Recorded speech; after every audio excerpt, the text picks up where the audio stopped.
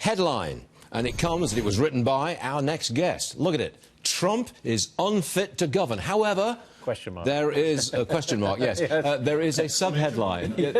Here's the subheadline, which straightens everything out, thank you. Exactly how fit are Bernie Sanders, Kamala Harris, or Elizabeth Warren?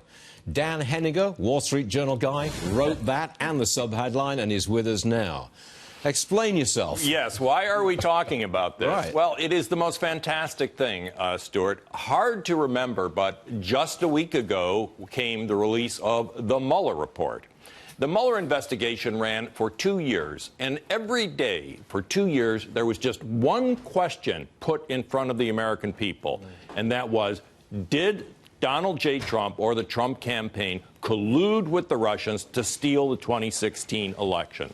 The Mueller report comes out, and across a whole range of areas, I count at least 8, George Papadopoulos, Carter Page, Trump Tower, they went through every one of them, and the answer was no, no, no, no collusion, right? Yes. So that was what we were all supposed to be waiting for. 1 week later, the media and the Democrats have thrown the collusion story down the memory hole, and now they have a new narrative. Trump is unfit to govern.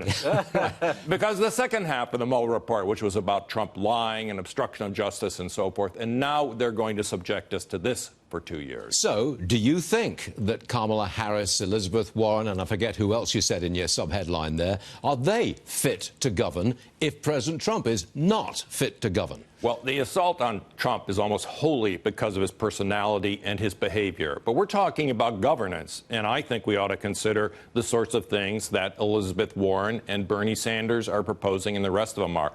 Medicare for all, Green New Deal, massive forgiveness of college loans, free public education, all of this which in the aggregate cost multi-trillions of dollars. It's a fantasy, Stuart. We know it's a fantasy. And yet these people are claiming they are fit to govern.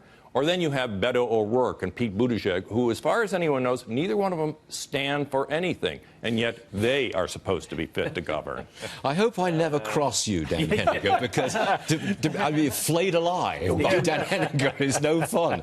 It drives you crazy. No, I think you're driving a lot of people crazy, and not me included. Good. Dan Henninger, thank you for joining us. Good to be with you. Much obliged.